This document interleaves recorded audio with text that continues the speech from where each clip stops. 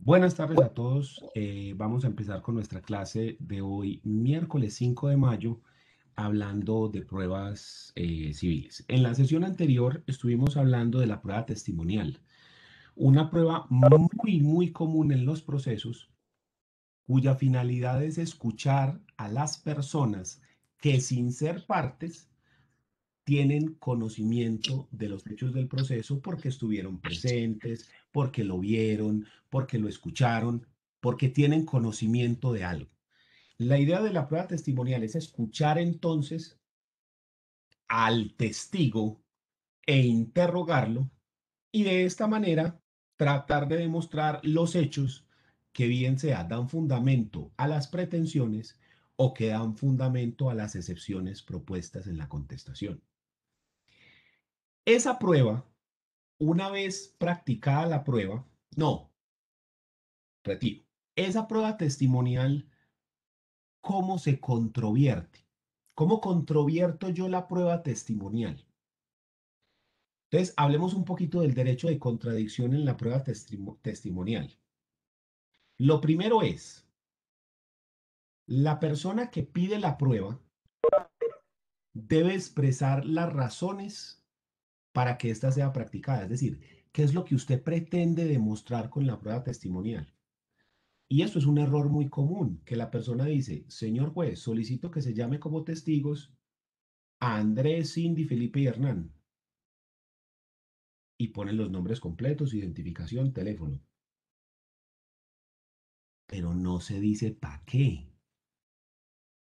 ¿Para qué vamos a llamar a Cindy? ¿Ella va a hablar de qué? Ah, no, ella va a hablar sobre el hecho tercero. Ah, ok. ¿Y de qué va a hablar Andrés? Ah, Andrés va a hablar de lo mismo, es para confirmar. Ah, ok. Y entonces Felipe. Ah, Felipe nos va a hablar del octavo. Ah, Hernán va a hablar del noveno. Entonces, lo ideal es que usted diga cuál es la finalidad de la prueba testimonial, sobre qué va a declarar, qué es lo que usted intenta demostrar con esa prueba. ¿Por qué es importante esto? Porque cuando usted ejerce el derecho de contradicción de la prueba, usted la primera forma de controvertir una prueba es hacerle el control de si la prueba sí cumple con los requisitos probatorios o no. Entonces, si usted me pone una prueba testimonial y no me dice qué es lo que va a decir esa persona, sobre qué es que va a hablar, yo puedo decir un momentico, pero entonces esto es impertinente o esto es inconducente, porque es que ¿qué va a demostrar usted con eso? O simplemente nos está poniendo ahí es como para entretenernos, ¿sí? Como cuando uno va a un restaurante y están tocando música en vivo. Si usted va al restaurante a comer, si tocan la música en vivo, pues bien, ahí hay acompañamiento, pero si no, también lo importante es que les sirvan la comida, la música, pues ya eso es otra cosa. ¿Sí o no? Entonces, ¿qué? Los testigos son como los músicos en vivo, pues ahí. No, ¿qué es lo que ellos van a demostrar? Entonces, primer punto, ahí se hace la controversia desde los requisitos probatorios. Y lo primero que yo puedo decir es, venga un momentico, ¿y esa gente qué? ¿Qué es lo que van a declarar? Ah, van a declarar sobre todo, van a declarar sobre una cosa, van a declarar sobre dos, sobre qué es que van a declarar. Primer punto donde se hace el derecho de contradicción. Segundo punto, cuando se está practicando la prueba, pueden hacer preguntas todas las partes. Entonces, puede preguntar quién pidió la prueba y dejar que la persona rinda su testimonio, pero también la otra persona puede hacerle preguntas, puede contrapreguntar, puede decirle, venga, ¿usted por qué está diciendo esto? Puede incluso contrastar otras pruebas con el testimonio. Venga, Felipe, ¿usted por qué razón está diciendo que la propiedad fue adquirida durante el matrimonio y que a usted le consta que fue adquirida dentro del matrimonio? Si yo tengo esta prueba documental que dice que esto fue adquirido 2 años antes, yo necesito saber usted por qué es que está diciendo eso. Entonces yo le puedo, por ejemplo, poner esa clase de circunstancias y decirle, venga, explíqueme por qué usted tiene esta percepción, por qué está manifestando usted esto. Porque puede ser que la persona esté errado, que esté diciendo mentiras, pero también puede ser que la persona tiene una percepción diferente que sea real. La persona dice, doctor, yo no sé de ese documento. pero yo trabajaba en esa finca con don fulano, que era el dueño anterior, y solamente hasta el año tal llegó este otro señor, por ejemplo. Puede que en el documento sí está, pero los 2 años ahí siguientes yo seguí trabajando fue con don fulano y el que me pagaba era él, no era este. Entonces mire que ahí uno dice, ah, venga, ¿sí me entienden lo que le estoy diciendo? Que uno le puede controvertir la prueba haciéndole otras preguntas, poniéndole de presente otras pruebas. ¿Ya? Es segundo punto donde se puede hacer contradicción con la pregunta, el interrogatorio que se le puede hacer. Tercer punto, cuando se le puede, como se le puede hacer contradicción, con las tachas. Entonces mencionamos que usted puede tachar a los testigos y que hablamos de la tacha. ¿Dónde era que estaba? ¿En el artículo qué? Tacha de por inhabilidad, profesor. Sí, pero en qué artículo era que estaba? En el 210 o tacha por imparcialidad, que está en el 211.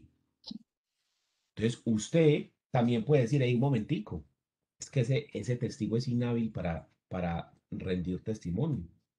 O puede decir, lo que dice esta persona, o no hay que creerle, o hay que cogerlo con pinzas, porque es que esta persona tiene unos intereses ahí, porque tiene una relación de dependencia económica, de amistad, de enemistad, etcétera, que hacen que su testimonio deba ser analizado con maña, o que incluso de plano deba ser excluido, porque esa relación que existe entre la persona que presta la declaración y alguna de las partes no es imparcial, sino que esta persona puede estar acomodando su testimonio para un fin específico.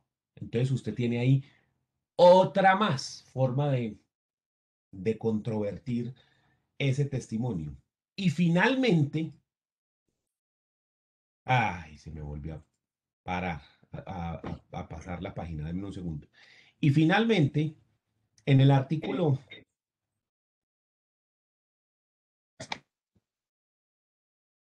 212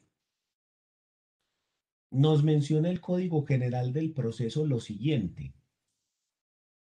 Nos dice, cuando se pidan testimonios, deberá expresarse el nombre, domicilio, residencia y lugar donde pueden ser citados los testigos y enunciarse concretamente los hechos objeto de la prueba. Se los había mencionado ahorita. Ahí está el artículo. Pero quería hacer referencia era a este segundo párrafo. El juez podrá limitar la recepción de los testimonios cuando considere suficientemente esclarecidos los hechos materia de prueba mediante un auto que no admita recurso. O sea que existe un último filtro que no lo hace la parte, sino que lo hace el juez. Y es que el juez, aun cuando el testimonio sea conducente, pertinente, útil y legal, si el juez considera demostrado un hecho o suficientemente demostrado, puede limitar los testigos y decir, ya no más. Yo le había solicitado 3 testigos, le había decretado 3 testigos. Con esos 2 es suficiente, no vamos a escuchar al tercero. Ya, no necesitamos más porque ya me quedó totalmente claro qué es lo que ocurrió aquí. Y si además a eso le sumamos estos otros medios de prueba, el dictamen pericial, la prueba documental que se presentó, vamos a limitar los testigos y no vamos a practicar más. Esa acción de limitación de los testimonios no se puede confundir o no se puede interpretar esa acción de limitación de los testimonios con una vulneración al debido proceso o con una vulneración al derecho a la prueba, porque no significa que a vos no te dejen pedir pruebas, no significa que te estén restringiendo el derecho a la prueba y el derecho a la defensa, sino que significa que si un hecho el juez lo considera demostrado ya, el juez puede decir, ya es suficiente y la práctica de más testimonios con miras a demostrar lo mismo, ya sí sería vulneratoria del principio del debido proceso. ¿En qué sentido? Y de la economía procesal, no, profe. Y el principio de utilidad, el requisito de utilidad de las pruebas. ¿A qué nos referimos con que una prueba sea útil? Que los hechos que pretende demostrar esa prueba no se encuentren ya demostrados dentro del proceso con otra. Entonces, si algo ya está probado, porque ya ha habido dos testimonios que lo manifestaron, porque ya se presentó una prueba pericial, porque hubo una inspección judicial o por cualquier otra circunstancia, ya está probado dentro del proceso un determinado hecho, el juez puede limitar los testigos, reducirlos, no escuchar a algunos, sin que eso se considere como una vulneración del debido proceso. Porque sería antes vulneración escucharlos, porque estaríamos practicando pruebas inútiles, porque ya está probado lo que se pretende demostrar. ¿Sí? John. Profe, no, creo que ya me quedó claro, pero hago la pregunta. En el caso del rechazo por parte del juez o que tache el testigo, que no solicite la intervención del testigo en el testimonio, él lo argumenta, pero esa argumentación queda única y exclusivamente en esa audiencia o se debe sustentar también en la sentencia. No, debe quedar en ese acto. Ese acto tiene que estar motivado por el principio de motivación que vincula a los jueces para todas sus decisiones. Entonces, dentro de ese acto va, dentro de la sentencia, no necesariamente tiene que estar. Porque, ¿qué es lo que va a estar dentro de la sentencia? ¿Cuál es el contenido de la sentencia? El juez tiene que expresar cómo valoró los medios probatorios cada uno individualmente y todos en conjunto. ¿Cuál fue el mérito que le dio a cada medio de prueba? ¿Cuáles les creyó y a cuáles no les creyó y por qué circunstancias? ¿Y cuál fue la interpretación que hace de la ley? Entonces, en el sentido que esas pruebas no fueron escuchadas, no fueron tenidas en cuenta, no fueron practicadas, pues el juez no estaría obligado per se a hacer mención a ellas porque el juez debe hacer menciones a las pruebas que sí se practicaron y que hacen parte dentro del proceso. Sin embargo, el juez sí puede mencionar que un hecho determinado estaba plenamente demostrado porque tenía esta prueba y que incluso había otras pruebas pedidas, como estos y estos y estos testimonios, los cuales no fue necesario practicar porque ya estaba demostrado. Entonces eso le puede decir al juez y le da más certeza y le dice, o sea, esto ya no había lugar a ninguna duda. Había incluso más evidencia para demostrar que esto sí ocurrió, pero no fue ni siquiera necesaria. Entonces, esta circunstancia está totalmente demostrada. Entonces, el juez puede utilizarlo de esa manera, no hay problema. Pero que lo tenga que decir de manera específica en el auto en el que limita a los testigos, ahí sí, pero en la sentencia no necesariamente. ¿Alguna otra duda?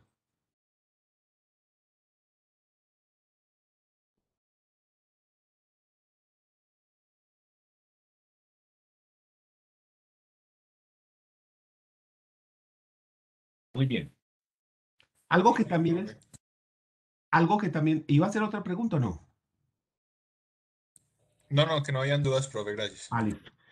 Algo que también es importante tener en cuenta y que a veces uno pasa por encima y como que no tiene, pero que en ciertos procesos es de vital importancia, es lo que está referido acá dentro del código en el artículo 214, que son los gastos del testigo.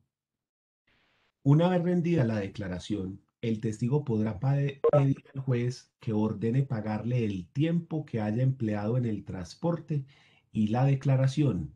Si hubiere necesitado trasladarse desde otro lugar, se le reconocerán también los gastos de alojamiento y alimentación. ¿Quién le toca pagar esto? Se supone que la persona que solicita la prueba debe hacer los gastos para que la prueba sea practicada. Entonces, si usted pide La prueba testimonial, usted debe correr con los gastos del testigo. Esto incluye el transporte, la alimentación y el alojamiento si es necesario. Esta virtualidad nos ha permitido facilitar mucho eso y abaratar muchísimo los costes, porque yo puedo tener al testigo declarando frente a una plataforma prácticamente desde cualquier lugar del mundo sin necesitar un desplazamiento. Entonces eso facilita el asunto. Sin embargo, es importante que usted asegure sus testigos y que como estrategia ya personal, poner a disposición de ellos incluso transporte para usted no confiar que el testigo llegue con sus propios medios porque después el testigo por cualquier circunstancia no puede. Entonces, si usted puede, usted mismo cuadrar la logística del testigo, bien sea que usted lo recoja, mande por él, alguien que lo recoja y lo lleve al juzgado y luego lo vuelva a llevar a su lugar de trabajo o a su casa, y de esa manera usted está asegurando su prueba. Cuando la prueba testimonial es pedida de oficio, entonces los gastos de esos testigos deben ser asumidos por ambas partes. ¿Listo?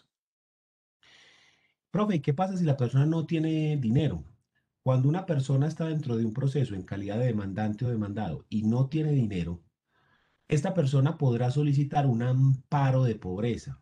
El amparo de pobreza hace que el Estado cubra esos gastos para esa persona, para que esa cuestión económica no se vuelva una talanquera, no se vuelva un muro y que por no tener una condición económica determinada, por no tener plata para pagar unos gastos, a usted se le vulneren derechos o pierda un proceso precisamente por no tener acceso económico, teniendo en cuenta que uno de los principios de la justicia es la gratuidad.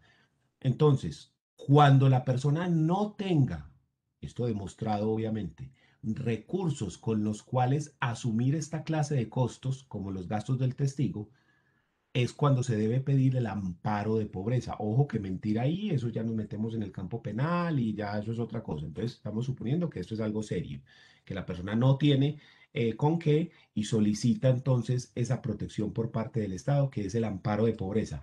Ese amparo de pobreza está regulado, de yo lo busco aquí.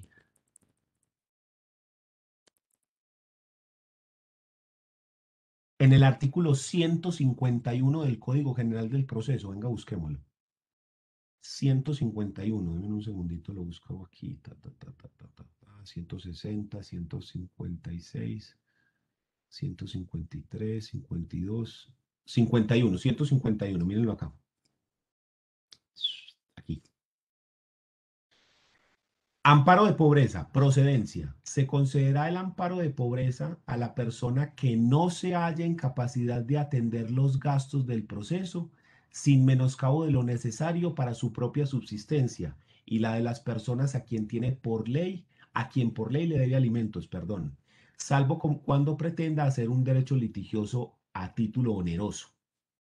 Oportunidad, competencia y requisitos. El amparo de pobreza podrá solicitarse por el presunto demandante antes de la presentación de la demanda o por cualquiera de las partes durante el proceso. El solicitante deberá afirmar bajo juramento que se encuentra en las condiciones previstas en el artículo precedente, es decir, que no tiene con qué cubrir esos gastos. Y si se trata de demandante que actúe por medio de apoderado, deberá formular al mismo tiempo la demanda en escrito separado. Cuando se trate de demandado o de persona citada o emplazada para que concurra al proceso, que actúe por medio de apoderado y el término para contestar la demanda o comparecer no haya vencido, el solicitante deberá presentar simultáneamente la contestación de aquella, el escrito de intervención y la solicitud de amparo. Si fuera el caso de designarle apoderado, el término para contestar la demanda o para comparecer se suspenderá hasta cuando éste acepte el encargo. Efectos, artículo 154, efectos del amparo de pobreza. ¿Qué es lo que hace? El amparo por pobre, el amparado por pobre, perdón, el amparado por pobre no estará obligado a prestar cauciones procesales ni a pagar expensas, honorarios de auxiliares de la justicia o otros gastos de la actuación y no será condenado en costas. En la providencia que conceda el amparo, el juez designará el apoderado que represente En el proceso al amparado, porque incluso el abogado se lo pueden asignar, el famoso abogado de oficio, en la forma prevista para los curadores ad litem, salvo que lo haya designado por su cuenta. El cargo de apoderado será de forzoso desempeño y el designado deberá manifestar su aceptación o presentar prueba de motivo que justifique su rechazo dentro de los 3 días siguientes a la comunicación de la designación. Porque todos nosotros, cuando nos graduamos, quedamos en la lista del Consejo Superior de la Judicatura para hacer esto. A cualquiera de nosotros nos pueden nombrar para que sirvamos de abogado gratis a una persona que no tiene con qué. Esto es obligatorio. La única forma en la que usted se puede exonerar de esto es mostrar con una prueba siquiera sumaria de que usted no puede aceptar ese cargo. A mí me pasó una vez y estaba yo en ese momento viviendo en Londres. Yo llevaba 2 o 3 meses viviendo en Londres cuando me nombraron como apoderado de una persona.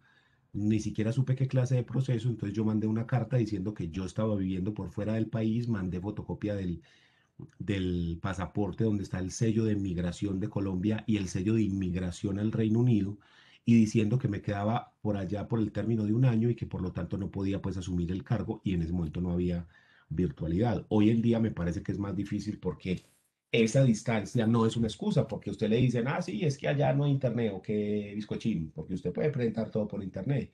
Sí, entonces en ese momento, en el 2010, me aceptaron y pues no hubo ningún problema. Entonces todos quedamos en esa lista. ¿Qué otra cosa, qué otro efecto tiene el amparado? El amparo de pobreza. Ta, ta, ta, ta, ta. El amparado gozará de los beneficios que este artículo consagra desde la presentación de la solicitud. O sea que no tiene que ser desde el momento de que inicia el proceso. Puede que la persona caiga en desgracia en el transcurso del proceso y en el momento en el que se dé esa circunstancia de pobreza, la persona puede solicitar. Eso incluye esto, esos gastos del testigo.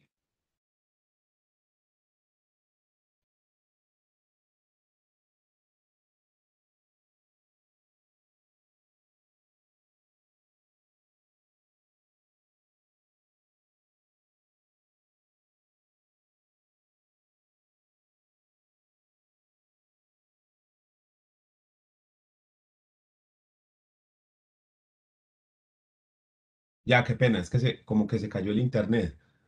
Decía que estaba es que conectando. John Freddy, cuénteme. Profe, no sé si sea yo, pero tengo como una duda respecto al artículo 152, donde se dice que cuando se trata del demandado, ¿cierto? Debe, para solicitar el amparo de pobreza, debe contestar la demanda. Entonces no tiene sentido el que si yo no tengo el dinero para contratar un apoderado y pido el amparo de pobreza, no va a tener cómo presentar la contestación de la demanda. No, no, no, pero mira aquí dice que cuando se necesita apoderado, entonces se suspende en la última parte, en el último inciso, dice, si fuera el caso de designarle apoderado, el término para contestar la demanda o para comparecer se suspenderá hasta cuando se acepte el cargo. Entonces, si usted está en término para contestar, ya lo notificaron, entonces usted le dan 20 días para contestar la demanda, ¿sí? Y usted no tiene dinero. Entonces usted manda la solicitud de amparo de pobreza al juzgado diciendo, señor juez, yo estoy en una situación económica muy precaria, pasan estas circunstancias, le solicito un amparo de pobreza, yo ni siquiera tengo con qué pagar un abogado, le solicito que me nombre un abogado de oficio. Entonces ahí se suspende el término y se nombra al abogado. Hay que esperar a que el abogado se posesione del cargo. Y en el momento en el que se posesione, se le da a la persona el término completo para la contestación de la demanda. ¿Listo? Y con el demandante, antes de presentar la demanda, yo puedo mandar al juez el amparo de pobreza. Solamente el amparo de pobreza, nada más. El juez no conoce nada más y le llega el amparo de pobreza. Entonces el juez le puede nombrar a esa persona el abogado. Ese abogado entonces presenta la demanda y ya se sigue el proceso. O sea, en ambos casos siempre se puede hacer el trámite antes de. ¿Listo?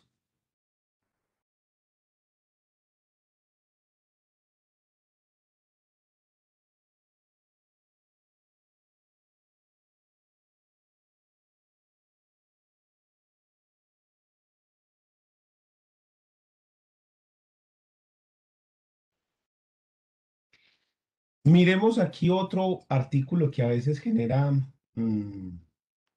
conflictos y es lo referente al artículo 216, que es el testimonio de agentes diplomáticos y de sus dependientes.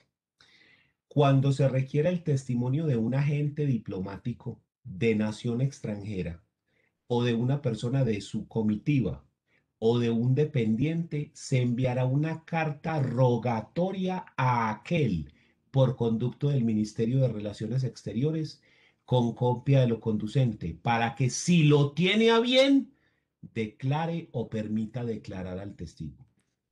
Es decir, que los agentes diplomáticos de otras naciones o las personas de su comitiva no están obligados, como los otros colombianos, a rendir testimonio. No están obligados. Se les puede mandar una solicitud rogada diciendo que es necesario, que sería muy bueno que venga, que no seas así, hombre. Vos porque sos así tan pelle, hombre, antes eras chévere, vení, declarame, hombre. Es una declaracióncita ahí que te cuesta usted decir ahí tres pendejadas, seas así, parce, venga. Venga, mono, no sea así, men. ¿Sí? Y entonces ya el tipo decide si le da permiso a la persona o si declara. Pero es una decisión unilateral y únicamente la tiene la persona. No es como con los otros, que es una obligación, para que eso lo tengamos en cuenta. ¿Cuándo pasa esto?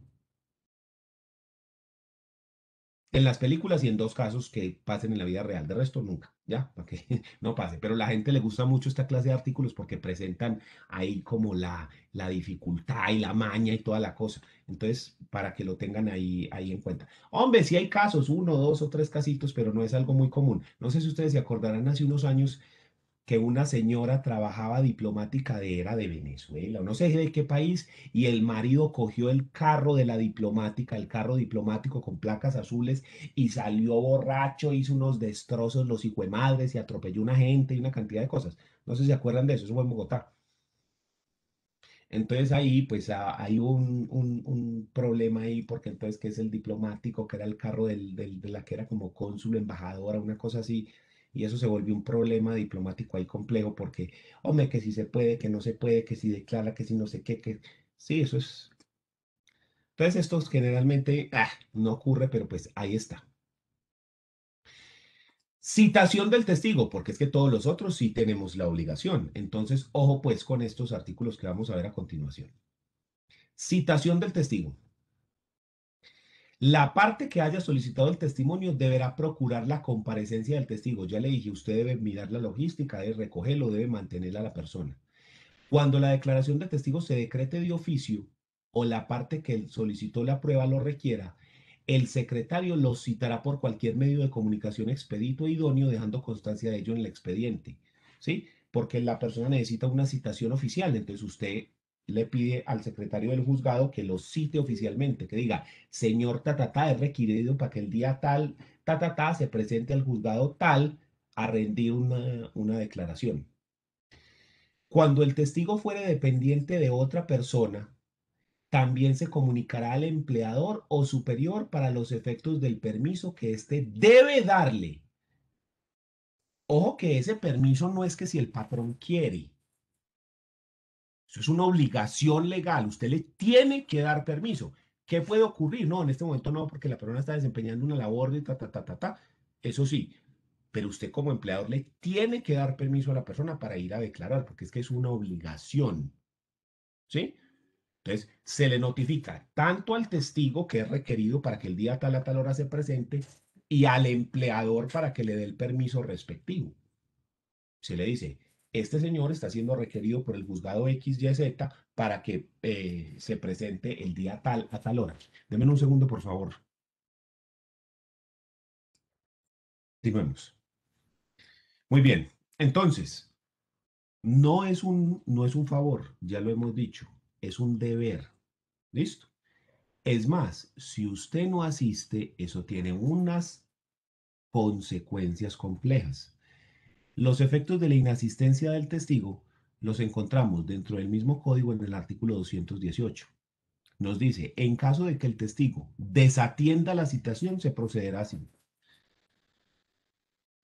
Primero, sin perjuicio de las facultades oficiosas del juez, se prescindirá del testimonio de quien no comparezca. Entonces, ahí eso ya le genera un efecto negativo a la parte. Porque como usted pidió el testimonio, usted se debe encargar de que el testigo vaya. Usted debe asegurar la comparecencia del testigo. Entonces, si no va, usted está perdiendo, porque ya es una prueba menos que no vamos a tener en cuenta. Entonces, también lo estoy castigando a usted por no asegurar la comparecencia del testigo. Pero, sigue el asunto. Si el interesado lo solicita y el testigo se encuentra en el municipio, el juez podrá ordenar a la policía la conducción del testigo a la audiencia si fuere factible. Esa conducción también podrá adoptarse oficiosamente por el juez cuando lo considere conveniente. Es que el testigo no quiere venir. Usted puede ir a que el juez lo mande traer con la policía a la fuerza, hermano. Porque es que volvemos a lo mismo, no es un favor. Es una obligación de la ley. Entonces, muy interesante el asunto. Yo puedo hacer que lo cojan del pelo y lo traigan aquí a declarar, hermano. Pues no, tampoco del pelo, pero sí lo traen la policía durito, venga para acá. No en calidad de detenido, sino que lo conducen hasta allá.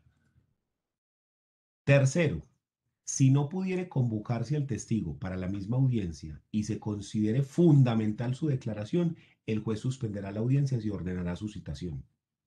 Se puede incluso hasta suspender cuando su participación es totalmente necesaria. Y al final dice, al testigo que no comparezca a la audiencia y no presente una causa justificativa de su inasistencia, dentro de los 3 días siguientes se le impondrá una multa de 2 a 5 salarios mínimos. Entonces, no es jugando, porque es que mire que hasta multa tiene el asunto, económica. Usted lo puede hacer conducir con la policía y hasta multa económica le podemos solicitar al juez. Entonces, el asunto es jodido y lo mínimo es 1.800.000 pesos, porque es que son 2 salarios mínimos legales mensuales y el salario mínimo está en 908. Eso es un montonal de plata por no ir a dar un testimonio. Entonces, es difícil. Si a usted lo citan como testigo en alguna parte, vaya a menos de que tengas una justa causa. A menos de que tengas una justa causa. Y ojo, que si tiene la justa causa, tiene un término de 3 días para presentarla. Si se pasa de ahí, igual lo sancionan. Entonces, ojo con eso. Pilas. Para que después no le vaya a pasar a usted alguna circunstancia así. Y ahora, por último, hablemos de la práctica del testimonio como tal. Estos últimos artículos ya nos dice cómo se practica el testimonio. Entonces nos dice requisitos del interrogatorio. ¿De cuál interrogatorio? El interrogatorio del testigo. Las preguntas se formularán oralmente en la audiencia. Sin embargo, si la prueba se practica por comisionado, las partes podrán entregar cuestionario escrito antes del inicio de la audiencia. Cada pregunta versará sobre un hecho y deberá ser clara y concisa. Si no reúne los anteriores requisitos, el juez la formulará de la manera indicada. No es que se desecha la pregunta. Si la pregunta no es clara, concisa y se remite a un hecho, no es que el juez la desecha, el juez hace la pregunta a él. Ojo.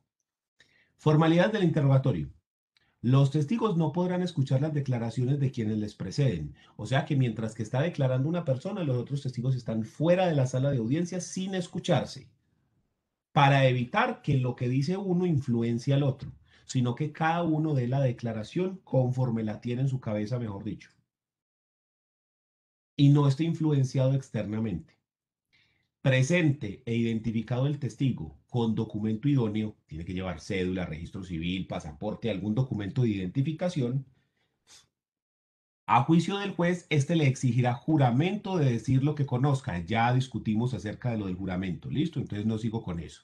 O le conste sobre los hechos que se le pregunten y de que tenga conocimiento, previniéndole sobre la responsabilidad sobre el falso testimonio. A los menores de edad no se les recibirá juramento, pero el juez los exhortará a decir la verdad. Entonces a ellos no le dice lo de jurar la verdad, pero les dice, hey, negro, acuérdate pues que hay que decir la verdad, sí, pues sin reduciendo las mentiras a un mínimo, ¿entendido? El juez rechazará las preguntas inconducentes, las manifiestamente impertinentes, superfluas, por ser repetición de una ya respondida, a menos que sean útiles para precisar la razón del conocimiento del testigo sobre el hecho. Rechazará también las preguntas que tiendan a provocar conceptos del declarante que no sean necesarios para precisar o aclarar sus percepciones, excepto cuando se trate de una persona especialmente calificada por sus conocimientos técnicos, científicos o artísticos sobre la materia. Las partes podrán objetar preguntas por las mismas causas de exclusión que se refiere al inciso precedente, que sean inconducentes, que sean superfluas o que sean repetitivas sin ser necesarias. Y cuando fueren sugestivas. Las preguntas sugestivas es cuando yo le digo a una persona, Jairo, ¿cierto que usted sí estuvo ese día? Mire que yo le estoy diciendo qué es lo que tiene que responder. Andrés, ¿cierto que usted no escuchó cuando la persona dijo tal cosa? Estoy incitando, le estoy diciendo la respuesta. Eso es una pregunta sugestiva. ¿Ya? Ta, ta, ta, ta, ta. Y cuando fueran sugestivas. En este evento, el objetante se limitará a indicar la causal y el juez resolverá de plano y sin necesidad de motivar, mediante decisión no susceptible de recurso. Si acepta la pregunta, cambie la pregunta. Cuando la pregunta insinúe la respuesta, deberá ser rechazada, sin perjuicio de que una vez realizado el interrogatorio, el juez la formule eliminando la insinuación si la considera necesaria. Y por último, el día de hoy vamos a ver esto de práctica del interrogatorio. Artículo 221. La recepción del testimonio se sujetará a las siguientes reglas. Estas son las reglas para un testimonio. Primero, el juez interrogará al testigo acerca de su nombre, apellido, edad, domicilio, profesión, ocupación, estudios que haya realizado. Esto es muy importante para saber el grado de escolaridad de las personas y de ahí manejar un discurso acorde. Demás circunstancias que sirvan para establecer su personalidad y si existe en relación con él algún motivo que afecte su imparcialidad. Usted conoce a la persona, trabaja para él, es familiar, ¿sí? A continuación, el juez informará sucintamente al testigo acerca de los hechos objeto de su declaración. Usted fue llamado para declarar sobre este tema. Y le ordenará que haga un relato de cuanto conozca o le conste sobre los mismos. Háganos una declaración. Entonces el testigo llega y cuenta, bueno, entonces lo que pasó fue esto, y yo estaba aquí, y entonces llegó, y entonces dijeron, y entonces un relato. Hace una declaración de qué fue lo que ocurrió. ¿Listo? Porque ya le dijeron a él sobre qué es que va a declarar. Entonces le dicen, por favor, cuéntenos acerca del día, Ah, entonces lo que pasó fue esto, y llegó, y cuenta la circunstancia. ¿Listo?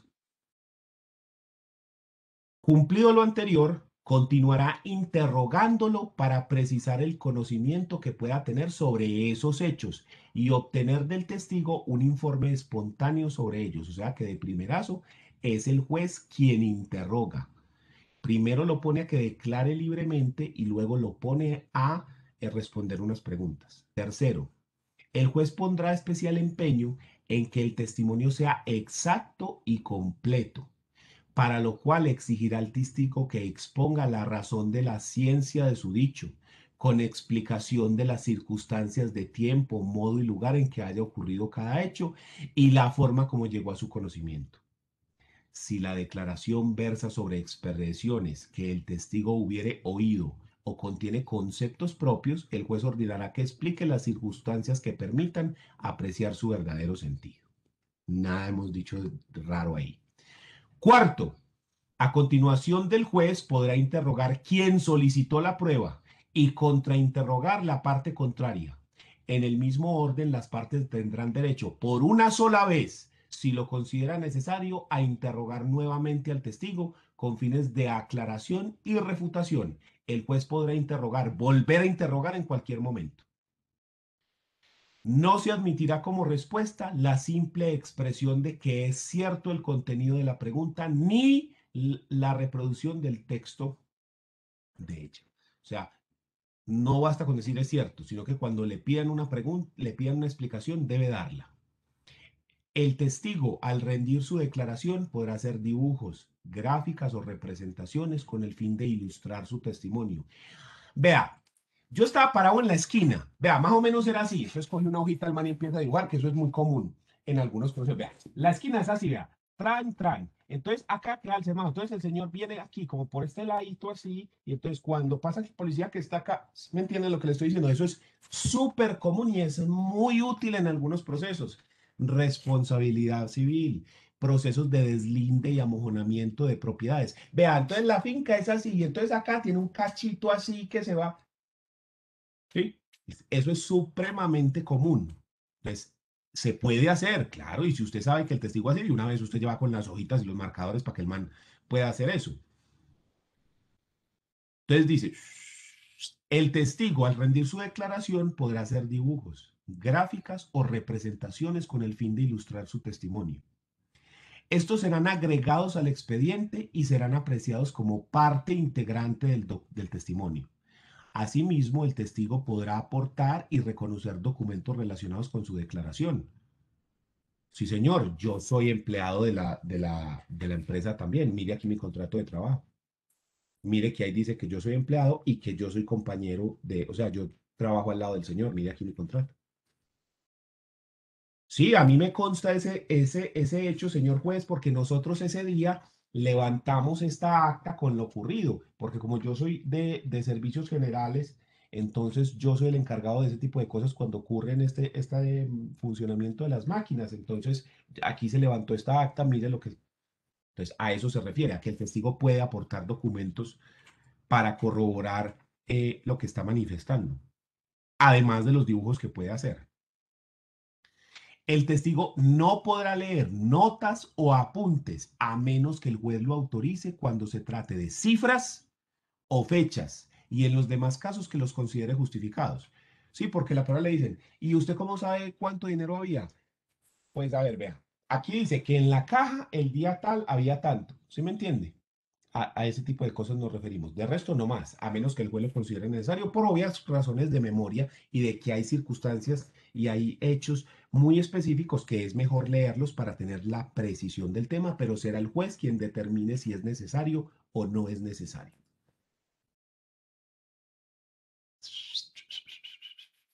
Y al testigo que, sin causa legal, rehusare a declarar a pesar de ser requerido por el juez para que conteste, se le impondrá una multa de 2 a 5 salarios mínimos. Si la persona se queda callado y se niega a responder. O le impondrá arresto conmutable de 1 a 10 días.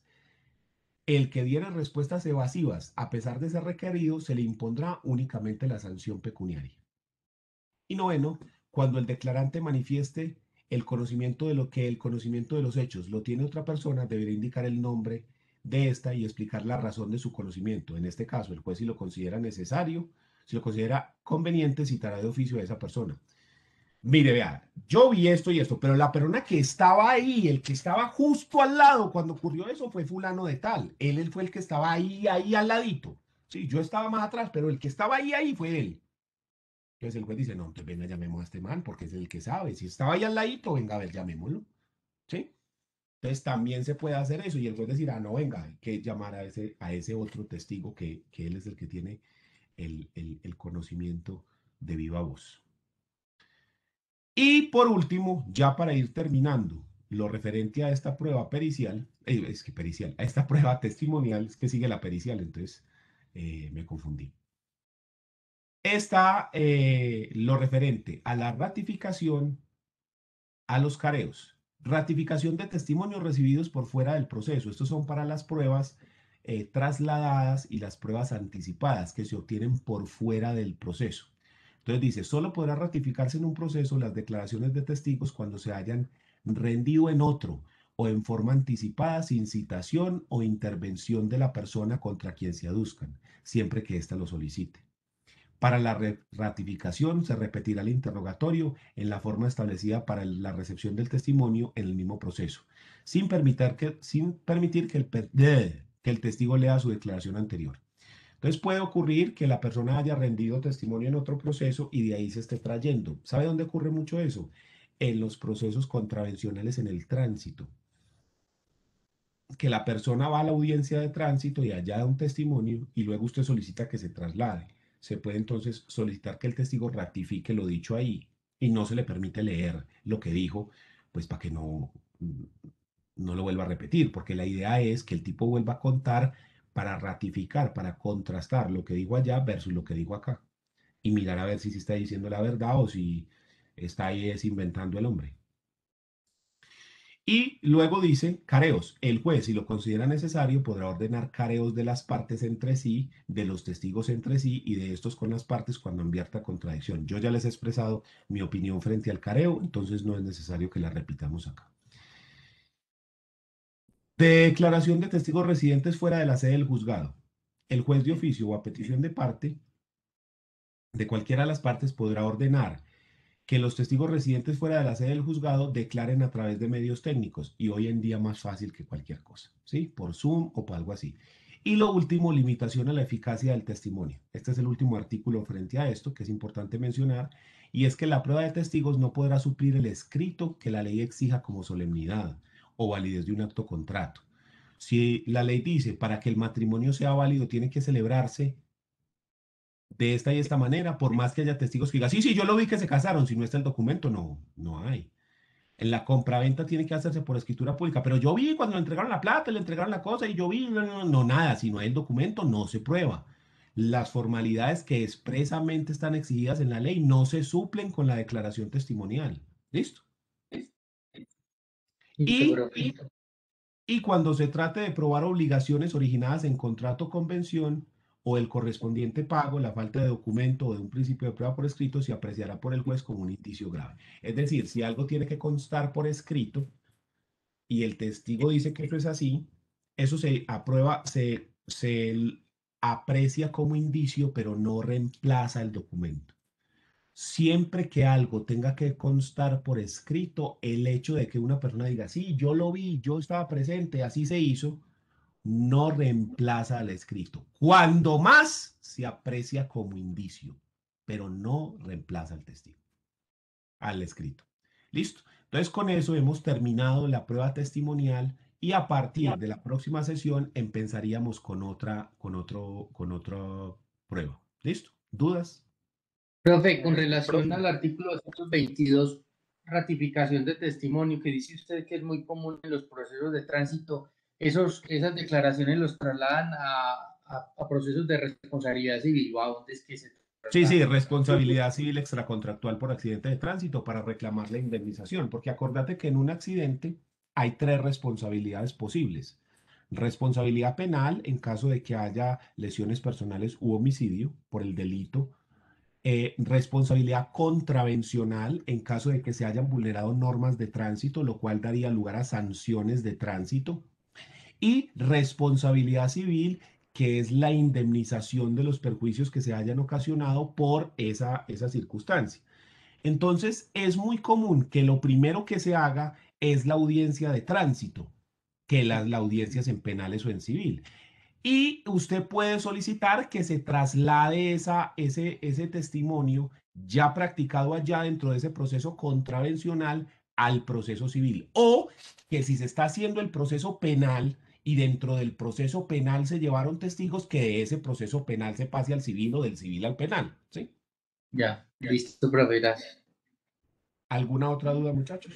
Profe, no, entonces el examen es para la próxima semana 12 por la plataforma igual, entonces no tendríamos clases sino el examen. Exacto, así igualito. Y en Muchas la gracias. clase siguiente, la de más arriba, el día que nos convoque, El 12 de mayo, continuamos o con sea, la otra prueba. al 19 de mayo. Continuaríamos entonces con la otra prueba y ya vamos terminando nuestros medios probatorios. ¿Listo? Nuestro Profe, le final es agradezco el 9 de mucho. junio. Sí, El final está para el 9 de junio. sí, el 9 de junio. Sí. Bueno,